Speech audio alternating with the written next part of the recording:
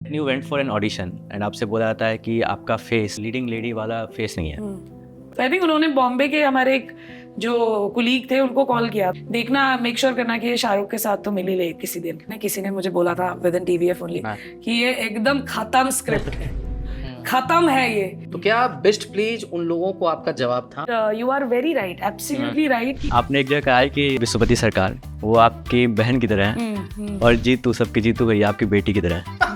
तो आपने जब टीएमओ में एकता कपूर का किरदार निभाया था, तो कभी ऐसा कम्युनिकेशन हुआ कि तुमने ये रोल निभाया था? इस तरह की कभी बातें हुई एकता कपूर से? पिक्चर्स इकलौता शो है जिसकी प्रॉपर्ली मैंने कास्टिंग की है। तो कॉलर नैना की कहानी कुछ ऐसी है कि 2013 at TVF these are the two people who like I really bonded with। मामला लीगल है में आपका कैरेक्टर कहता है चौकी मात्रा तो वर्णमाला का रंजीत है, जिसके पीछे भी चले जाए वो बन जाता है काली।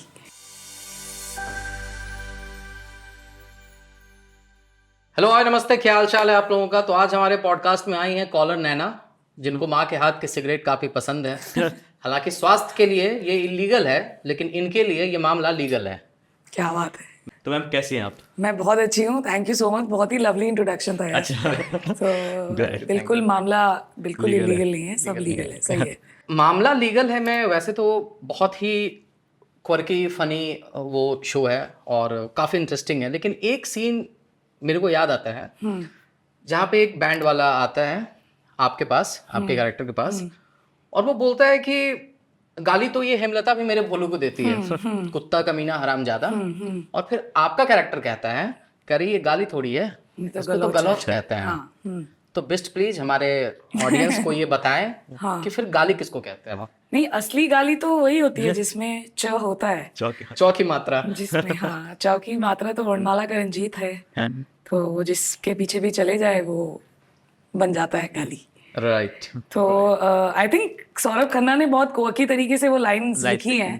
तो as an actor I think आप बस याद करके वो ढंग से बोल दो तो उतने में ही वो निकल जाता है। छोटे शहरों में कहा जाता है कि अगर आप कुछ नहीं बन सकते हो तो आप LIC एजेंट बन जाओगे, नहीं तो फिर वकालत करके आप अपना एक वहाँ पे दुकान खोल लो। दुकान का यूज कर रहे हैं। बिल्कुल तो बिल्कुल। इसमें आपका जो कैरेक्टर है सुजाता का, तो इसके लिए मतलब क्या प्रेप आपको करने की जरूरत पड़ी, या फिर वो जो आपने पहले आप वकालत आपने पढ़ा है तो वहां से कुछ आपने एक्सट्रैक्ट किया? मैं बताती हूँ थोड़ा कि दिल्ली में कड़कड़नुमा है, रोहिणी है, तो लिटरली ऐसा होता है कि सड़क के इस तरफ आपको नवेड्डा नवेड्डा नवेड्डा वाले वो बस पे चढ़ने वाले वो आपको कंडक्टर लोग बुला रहे हैं कि यहाँ की सवारी वहाँ की सवारी है, और रोड के दूसरी तरफ लॉयर्स लाइन से चिल्ला रहे हैं notary affidavit notary affidavit notary. तो आपको बिल्कुल वो दुकान वाली फीलिंग आएगी कि मैं नई सड़क या किसी वो वाली सड़क में हूँ जहाँ इस तरफ भी दुनिया भर की दुकानें लगी हुई हैं और इस तरफ भी जो दुनिया भर की दुकानें मतलब उनकी तत्परता को देख के तो ऐसा लगता है कि आपके पास अगर केस नहीं भी है तो आप केस बनवा देंगे। अभी आपका सर फोड़ के फिर से कोई केस वो करवा लेंगे। नहीं, और मेरे साथ वही हुआ। मैंने सोचा कि मैं ढूंढती हूँ सुजाताज ऑफ द डिस्ट्रिक्ट कोर्ट्स को, तो मैं गई और मैंने एक वही दलील टाइप के जो पहले सॉलिसिटर होते हैं ना, जो पहले आपको दलाली करने के लिए मिलते हैं, उनके पास गया। मैंने बोला कि मुझे PIL फाइल करानी है। तो उन्होंने मुझे देखा ऊपर से नीचे तक और उन्होंने बोला PIL क्यों? तो मैंने कहा दिल्ली में बहुत गड्ढे हैं, मुझे PIL फाइल करनी है। तो वो मुझे अंदर लेके गया एक बड़े बाबू के पास जो काफी मतलब वो मेल लॉयर थे बट वही पान के बाने वाले और ऐसे बात करने वाले। तो वो कभी मुझसे नजरें मिला के बात भी नहीं कर रहे थे, वो वैसे ही कर रहे थे। PIL करना है, गड्ढे हो गए। अच्छा ठीक है। और मैं देख रही हूँ कि कभी तो ये मेरा ब्लफ पकड़ लेंगे ना, अगर ये सही मतलब जेन्युइन है तो इनको समझ में आ जाएगा कि ये मतलब टाइम पास करने ही आई हुई है, कुछ वो नहीं करेंगे। बोल रहे किस किस को आप लीगल नोटिस भेजेंगे? तो मैंने बोला state of India, daily state, सबको, क्योंकि मेरी तो जिंदगी तबाह हो गई है। और फिर उन्होंने देखा कुछ ऊपर से मेरे पर कि क्या किया है आपने, पढ़ाई क्या किया है आपने? तो फिर मैंने ऐसे ही कुछ दिया कि मैं BA किया हुआ है लेकिन मैं NGO के साथ काम करती हूँ।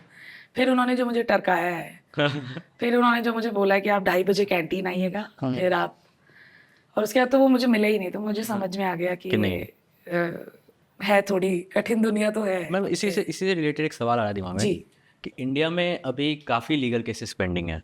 मतलब एक आर्टिकल देख रहा था जिसमें 2023 के डेटा के अकॉर्डिंग अभी लगभग 5 करोड़ केसेस जी। Of different types and levels बिल्कुल। वो अभी पेंडिंग है, जिनमें से लगभग 1,70,000 केसेस ऐसे हैं जो कि डिस्ट्रिक्ट और हाई कोर्ट में 30 साल से ज़्यादा फंसे हुए हैं। तो मैम आपका क्या से है इस पे कि क्या रीज़न है जिसकी वजह से इतना स्लो हो जा रहा है हमारा जस्टिस सिस्टम, या फिर कोर्ट में केसेस को फास्ट ट्रैक क्यों नहीं कर पा रहे हैं हम? क्या रीज़न है, क्या कर सकते हैं इससे ये cases fast track? I think बहुत कंप्लीटली अंडरस्टाफ्ड है, ये तो मैं महसूस करती हूँ। अंडर स्टाफ की वजह से। हाँ, मैसिवली अंडरस्टाफ्ड है यार। मतलब आप देखो ना, अगर डिस्ट्रिक्ट कोर्ट में 4 से 5 जजेस हैं, एवरी डे आप कम से कम हर कोर्ट में 30 से 40 मैटर लगता ही लगता है।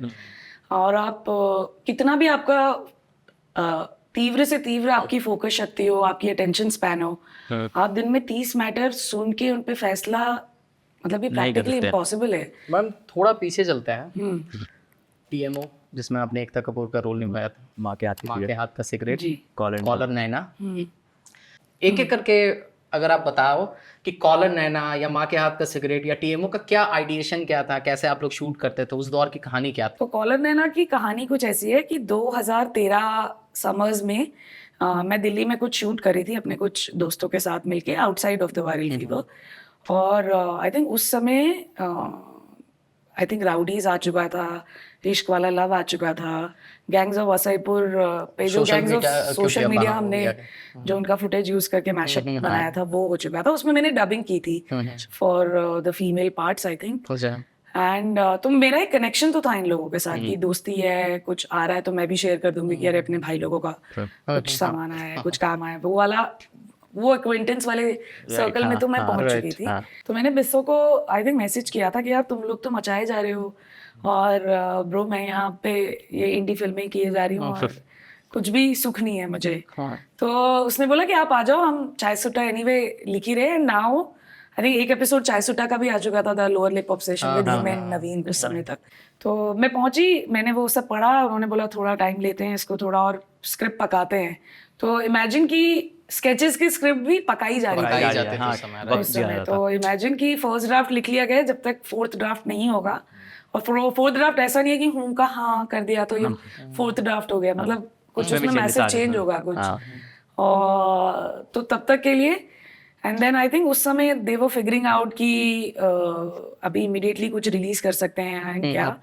तो बिस्सो से ही बातचीत में आई थिंक वो मोबाइल की उटियापा हर फ्रेंड जरूरी होता है, पुरुषोत्तम एक्सप्रेस गाड़ी आएगी तो जाएगी भी। करेक्ट। तो ये वाला कुछ बातचीत हुई कि इसका कुछ थर्ड एपिसोड लिखे क्या। और तो फिर आई थिंक सबके ही वो एक्सपीरियंस तो थे कि कॉल सेंटर एम्प्लॉइज कॉल करते हैं और फिर मतलब वो रात बेरात कभी भी कॉल करके कुछ भी बातचीत करते हैं। और ये तो फिर आई थिंक थोड़ा जैम करके आई थॉट कि मैं लिख कर आती हूँ कुछ और फिर तू बता के क्या सही लग रहा है कि नहीं। तो फिर मैंने वो लिखा। आई थिंक इनिशियली हाँ थोड़ा मैं भी डिस्करेज्ड फील किया था। मैंने, किसी ने मुझे बोला था विद इन TVF ओनली कि ये एकदम खत्म स्क्रिप्ट है, खत्म है ये।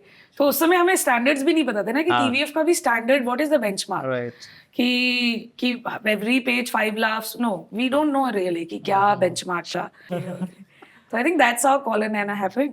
तो आपने जब TMO में एकता कपूर का किरदार निभाया था और फिर बाद में आपने एकता कपूर के लिए ड्रीम गर्ल भी किया, तो कभी ऐसा कम्युनिकेशन हुआ कि तुमने ये रोल निभाया था, इस तरह की कभी बातें हुई एकता कपूर से? एक्चुअली कभी भी नहीं हुई। She is been very kind and nice. I think she has a sense of humour, जो कि बहुत अच्छी चीज है। क्योंकि जब मैंने वीडियो कर लिया था, सी हम भी बच्चे ही है ना, मतलब उस पॉइंट ऑफ व्यू से कि कोई मेंटोर या कोई गाइड करने के लिए आपको नहीं बैठा है कि ये मत कर, ये कर, और ये, जो कि शायद अच्छी चीज भी है। क्योंकि कोई आपको ब्लॉक नहीं कर रहा है तो आपको जो ठीक लग रहा है आप वो कर भी रहे हो अपने हिसाब से। तो जब मैंने वीडियो कर लिया तो बहुत सारे मेरे जो टीवी में दोस्त काम कर रहे थे वो बोल रहे थे कि oh you have done bang on, exactly यही सब होता है और ये। और हमने तो अपने इमेजिनेशन में, समीर ने लिखा था, समीर सर ने, समीर सक्सेना, उन्होंने लिखा था, उन्होंने डायरेक्ट किया था TMO।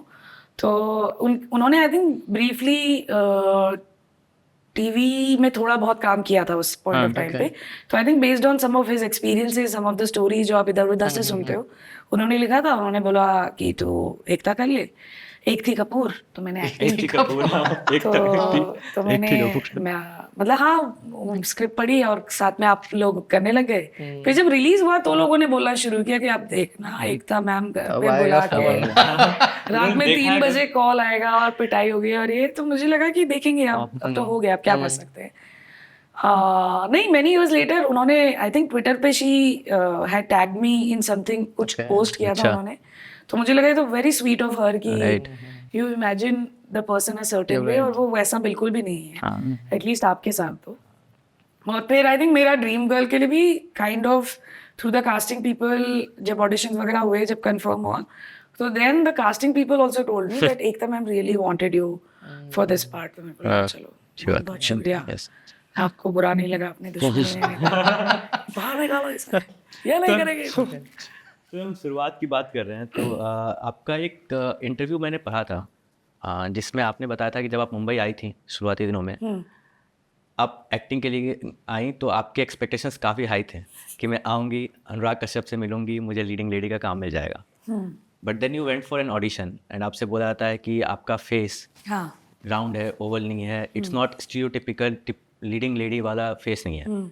इस माइंडसेट पे आपका क्या कहना है कि आजकल ये बहुत ज़्यादा हो रहा है कि एक्टर्स को उनके टैलेंट की जगह उनके फेस, उनके लुक पर जज किया जा रहा है और उसी पे कास्ट भी किया जा रहा है। जिनकी एक्टिंग खराब दिखती है और जो अच्छे एक्टर्स हैं उनको ज़्यादा चांस नहीं मिल रहा है क्योंकि वो लुक वाइज वो प्रेजेंटेबल है तो इसीलिए फिट नहीं बैठते हैं जो हैं। इस माइंडसेट में आपका क्या कहना है?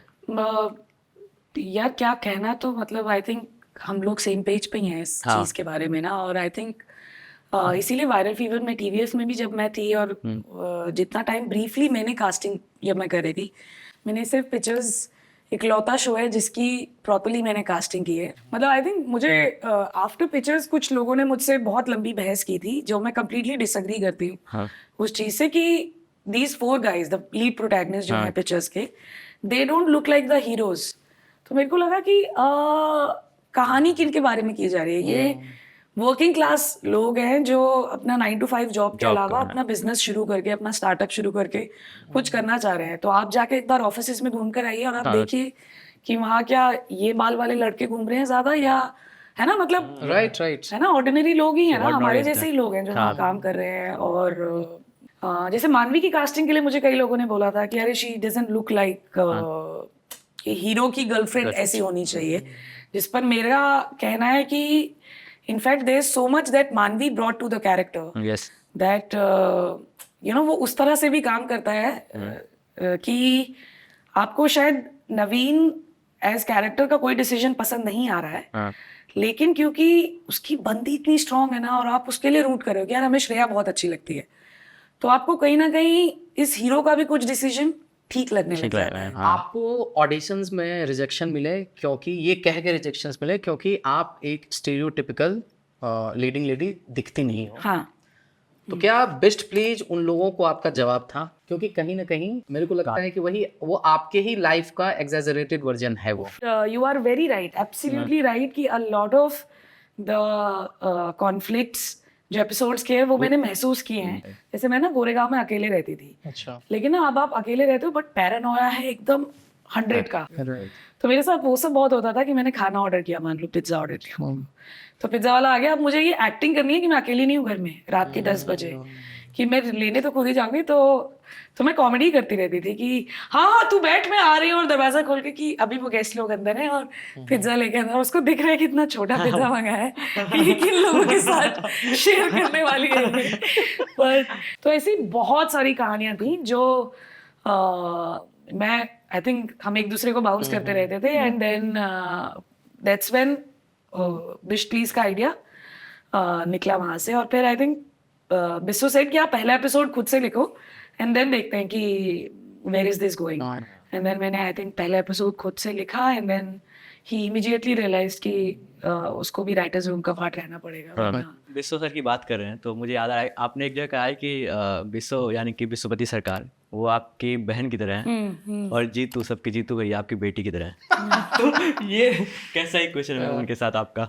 वो बोलने का बिगर पर्पस तो यही था यार कि they are very, I think at TVF these are the 2 people who like I really bonded with, मतलब मेरे बेस्ट फ्रेंड्स बोल लो, मेरी बहनें बोल लो, मेरे भाई बोल लो। बम्बई में यूजुअली क्या होता है ना कि हम मिलते हैं, एक प्रोजेक्ट के लिए मिले, बहुत एकदम घर जैसा घनिष्ठता महसूस की, फिर शूट खत्म, प्रोजेक्ट खत्म हुआ, फिर आप अगली जगह निकल गए, फिर कोई और लोगों से घनिष्ठता हुई।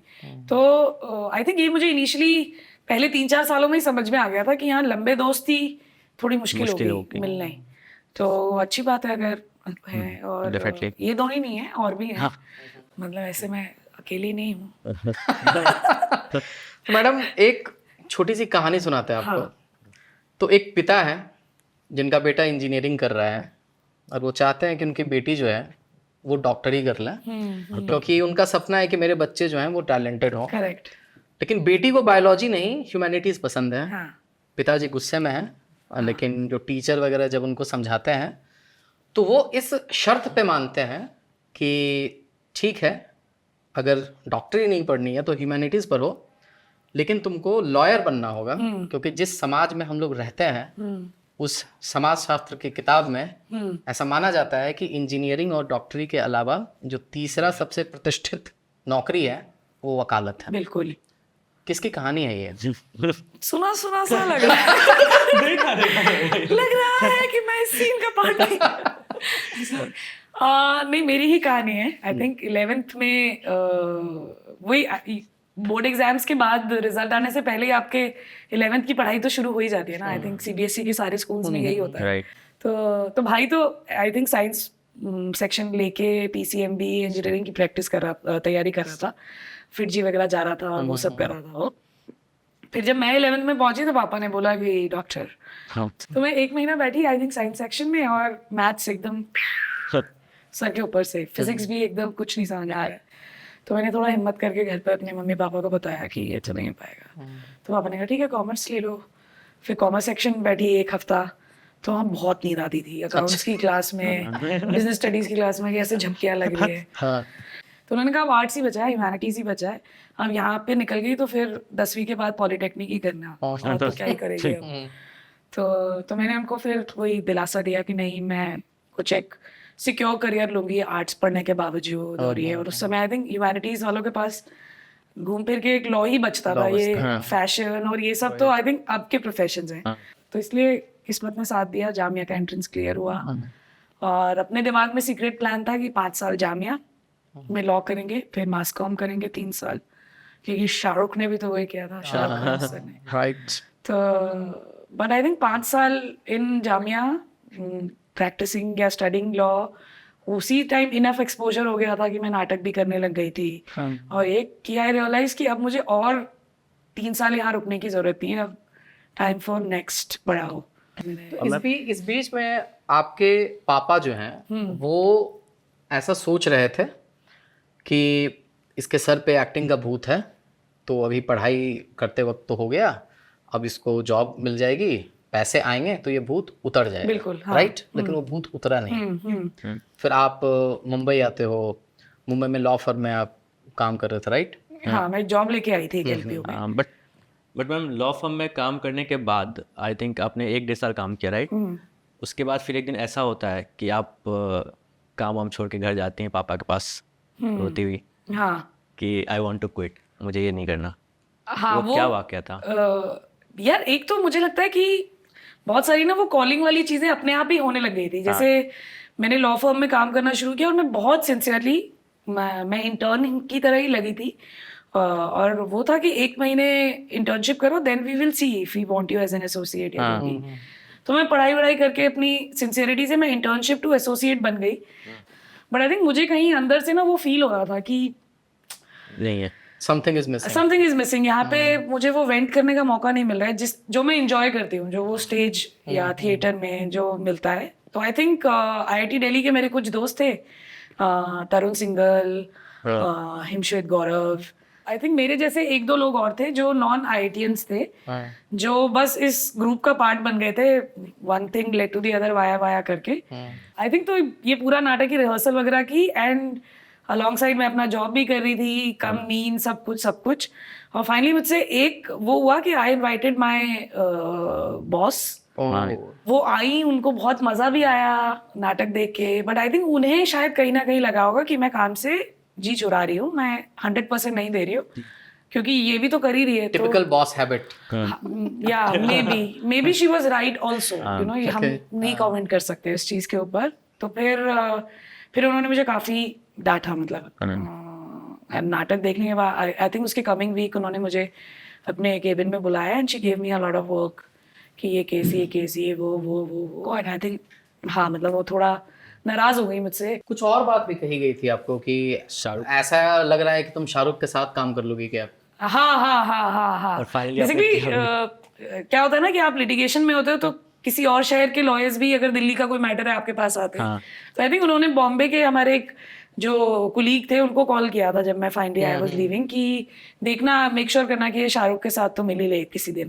डोंट। हाँ, मतलब आई थिंक वो मुझे भी बात अच्छी नहीं लगी थी उसकी। आपके पापा के लिए वो कौन सा मोमेंट था जब उन्होंने फाइनली एक्सेप्ट कर लिया कि मेरी निधि ठीक ठाक काम कर रही है और अब वो जो एक कॉन्फ्लिक्ट था वो रखने की जरूरत नहीं है, उनके लिए वो पहला मोमेंट कौन सा था? पापा का acceptance, I will tell you, मुझे भी उनको सब मैं नहीं बताती हूँ, अभी भी वो स्टेटस नहीं है कि मैं उनको कि अभी मैं यहाँ आई हूँ, ये मैं नहीं बताऊंगी।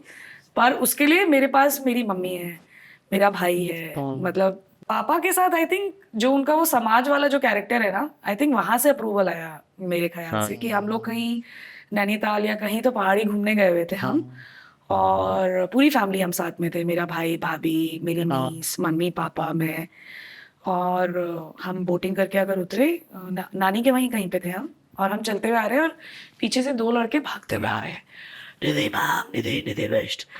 तो मैंने टर्न किया और आई थिंक उन्होंने मुझे चाय सुट्टा क्रॉनिकल से पहचान लिया था, अच्छा। कि इप्सा करके। तो पिक्चर्स क्लिक की उन्होंने and really love your work, love your acting और ये और वो। तो मुझे तो ऑफ कोर्स अच्छा ही लगा, बट मेरे साथ ये थोड़ा थोड़ा होने लग गया था कॉलर नैना के बाद से। तो I was used to it. पिताजी के सामने ये पहली बार हो रहा था, तो उनको शायद उस समय मुझे ऐसा लगता है कि तब से उन्हें लगा कि ठीक है, कुछ कर रही अच्छा काम कर है रही है। जो लोगों से वो आ रहा है। अब तो वो वाली हरकतें भी करते हैं कि गेस करो मैं किसके साथ बैठा हूँ, लो बात करो, पर आपको पता ही नहीं है कि क्या बात कर रही है। लेकिन आपको उनकी टोन से समझ में आ जाता है कि जरूर कोई साथ में आया हुआ है।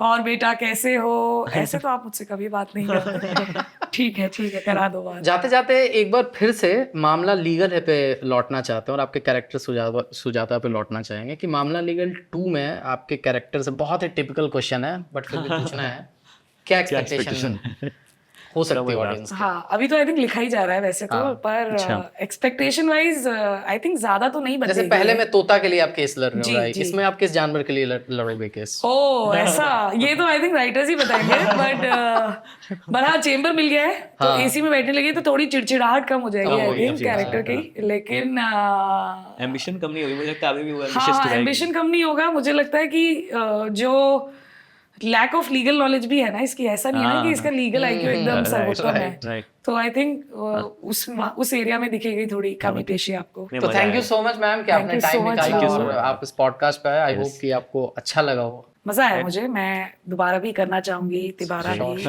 कई बार करना चाहूंगी। If you like this podcast please do subscribe to the digital commentary. आप इस वीडियो को लाइक करें, शेयर करें और देखते रहिए बहुत सारे और इंटरव्यूज के लिए। Thank you.